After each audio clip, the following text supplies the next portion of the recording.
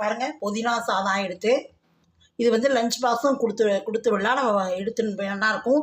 எங்கேயாவது ட்ராவல் பண்ணாலும் எடுத்துன்னு போகலாம். ஒரு வேளை சாப்பிட்லாம். ஏன்னா வெங்காயம் போட்டுக்கிறனால வெங்காயம் தேங்கிறதுனால ஒரு வேளை சாப்பிட்லாம் வெளியில் எடுத்துன்னு போனோம்னா. யாராவது இப்போ என்னோடய சேனல் புதுசாக பார்க்குறீங்க அப்படின்னா வந்து எல்லாமே small letters ARK Vasanthi creators அப்படின்னு டைப் பண்ணிடலாம். பெல் ஐக்கான் கிளிக் பண்ணி ஆல் ஆப்ஷன் கொடுத்தீங்கன்னா சப்ஸ்கிரைப் ஆகிடும். நான் போட வேண்டிய பிறகு உங்களுக்கு உடனுக்குடன் நோட்டிஃபிகேஷன் ஆகிடும். வாங்க புதினா சாதம் பண்ணுறதை பார்க்கலாம் வாங்க. Hi friends, welcome to ARK Vasanthi கிரியேட்டர்ஸ்லேருந்து அனந்தலட்சுமி ரவீந்திரன் பேசுகிறேன். நாம் இன்றைக்கி பார்க்குறது வந்து புதினா சாதம் பார்க்கலாம். அதான் வந்து ஒன் பார்ட் கிடையாது, தனியாக சாதம் வடித்து புதினா சாதம். நான் வந்து 2 டேபிள் ஸ்பூன் வந்து இது எண்ணெய் விட்டுருக்கேன். எண்ணெய் காஞ்சுன்னு இருக்குது. இது வந்து 2 டேபிள் ஸ்பூன் உளுத்தம்பருப்பு எடுத்து வச்சுட்டுருக்கேன். காரத்துக்கு வந்து பச்சை மிளகா தான் நான் 2 மிளகா எடுத்துட்டுருக்கேன். போரும் சும்மா ஒரு 50 கிராம் சாதம் தான், அதனால் வந்து 2 மிளகா எடுத்துட்டுருக்கேன். புதினா வந்து அரைக்கட்டு புதினாவை வந்து கிள்ளி ஆஞ்சு அலம்பி வடித்து எடுத்து வச்சுட்டுருக்கேன். இதுக்கு புளித்தண்ணி வந்து 2 டேபிள் ஸ்பூன் கெட்டியாக கரைச்சி எடுத்து வச்சுட்டுருக்கேன். நான் கெட்டியாக தண்ணி விட்டு ஒரே ட்ரிப் மட்டும் கரைச்சி எடுத்து வச்சுட்டுருக்கேன். கருவேப்பிலை ஒரு ஆர்க்கு எடுத்துட்டுருக்கேன். இதை நல்லா நம்ம புதினா பச்சை மிளகா உளுத்தம்பருப்புலாம் வறுத்து அரைச்சுண்டு அதுக்கப்புறமா நாம் வந்து சாதம் இது பண்ணணும். இதை முதல்ல வறுத்துக்கலாம், அப்புறம் அரைச்சுட்டு சொல்கிறேன். உளுத்தம்பருப்பு போட்டுக்கலாம். நல்லா செகக்காக வறுத்தோடனே ஒவ்வொன்றா போட்டுக்கலாம். உளுத்தம்பருப்பு கொஞ்சம் செகக்கட்டும்.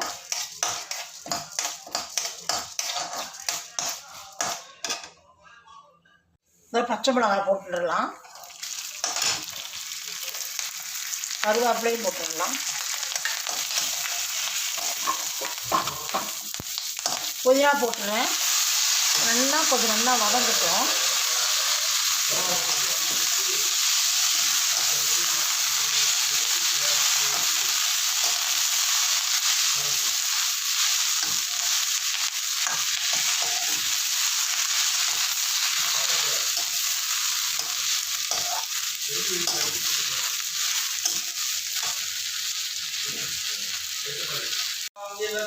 இந்த புளித்தனை விட்டுடலாம். இதோ பாருங்க நல்லா வதங்கிட்டு பாருங்க சுருங்கி.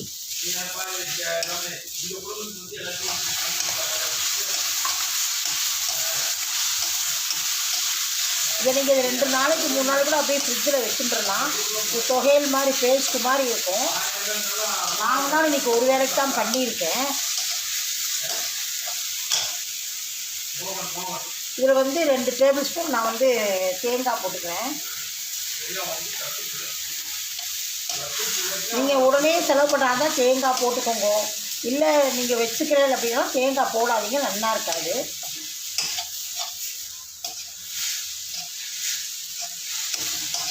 இது கொஞ்சம் ஆறினாட்டு அரைச்சின்னு வந்துட்டு தண்ணி விட்டு பேஸ்ட்டு அரைச்சிக்கலாம். அதுக்கப்புறம் நம்ம வந்து சாதம் வெடித்து ரெடியாக இருக்குது. எல்லாத்தையும் தாளித்து கொட்டி நெய்யில் தாளித்து கொட்டி இது பண்ணி வதக்கி காட்டுறேன். ஆறட்டும். ஆறினாட்டு நான் அரைச்சின்னு வந்துட்டு காட்டுறேன். பாருங்க பாண்ட்லி போட்டிருக்கேன். இதை அரைச்சின்னு வந்துட்டோம். புதினா உளுத்தம்பருப்பு இது கருவேப்பிலை அப்புறம் வந்து தேங்காய் வச்சு அரைச்சின்னு வந்துட்டோம். இது தொகையெல்லாம் நம்ம வந்து இதுக்கு தொகையெல்லாம் வச்சுக்கலாம். அரைச்சின்னு வந்தாச்சு. இப்போ இது பாண்ட்லி போட்டுருக்கேன். இதில் நெய் விட்டுக்கலாம். அதுக்கு வந்து நம்ம எண்ணெய் விட்டணும் தொகையில் அரைக்கிறதுக்கு. இப்போ இதில் நெய் தான் விட்டுக்கணும். இப்போ நல்லா வாசனையாக இருக்கும்.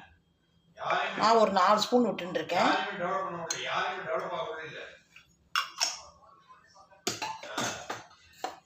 அது நெய் காயட்டும். கடுகு கடலைப்பருப்பு உளுத்தம்பருப்பு எல்லாம் போட்டுக்கலாம் தாளிச்சு கொட்டி. இது வந்து முந்திரி வந்து உங்களுக்கு விருப்பப்பட்டால் போட்டுக்கோங்க. நான் போடுறேன் முந்திரி. வெங்காயம் வந்து ஒரு 20 வெங்காயம் எடுத்து நல்லா உரித்து நறுக்கி வச்சுட்டுருக்கேன். இந்த தொகையில் போட்டு நீங்கள் இதை வந்து சட்னியாக கூட சாப்பிட்லாம். வெங்காயம் வதக்கிட்டு இந்த தொகையில் அரைச்சி போட்டு நீங்கள் சட்னியாகவும் சாப்பிட்லாம். இட்லி தோசை பணியாரம் எல்லாத்துக்குமே அப்படியும் சாப்பிட்டுக்கலாம். இப்படி சாதமாகவும் பண்ணிக்கலாம். இது நீங்கள் தொகையில் தேங்காய் போடாமல் இருந்தால் எடுத்து ஃப்ரிட்ஜில் வச்சுட்டு அப்பப்போ ஒரு வாரத்துக்கு 10 நாளைக்கு இதை வச்சுன்னு நம்ம பண்ணிக்கலாம்.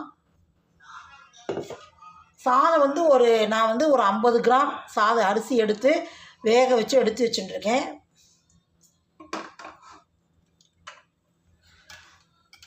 கடுகு போட்டுக்கிறேன் 1/2 ஸ்பூன்.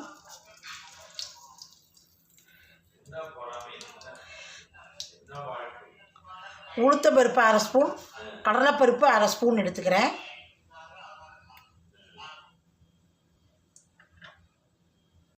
போட்டு கடுகு வெடிச்சிருத்து கடலைப்பருப்பு உளுத்தம்பருப்பு போட்டுக்கலாம்.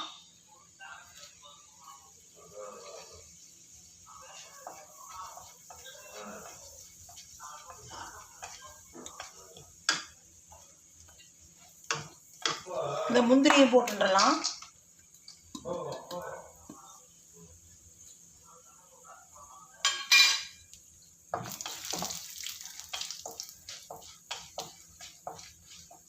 வெங்காயம் கருவேப்பிலை போட்டுருக்கேன்.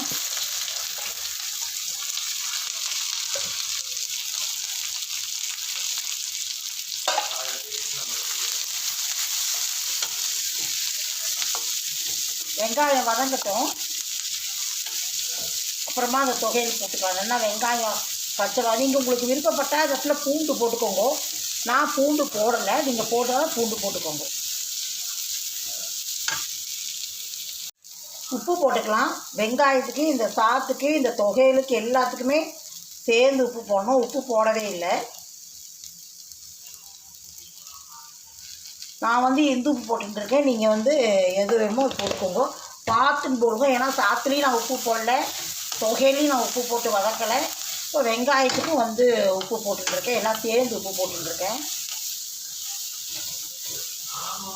இப்போ இந்த தொகையில் நம்ம போட்டுருவோம்.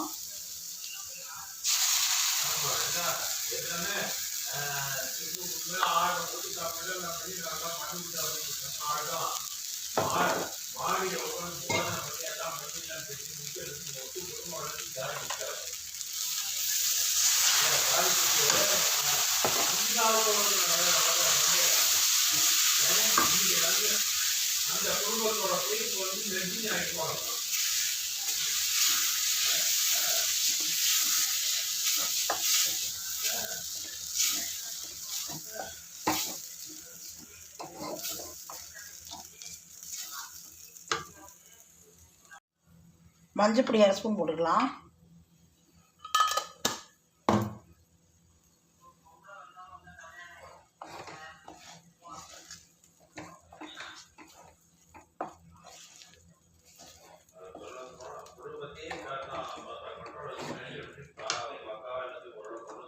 இந்த அரிசியை சாத்தை போட்டுன்றேன்.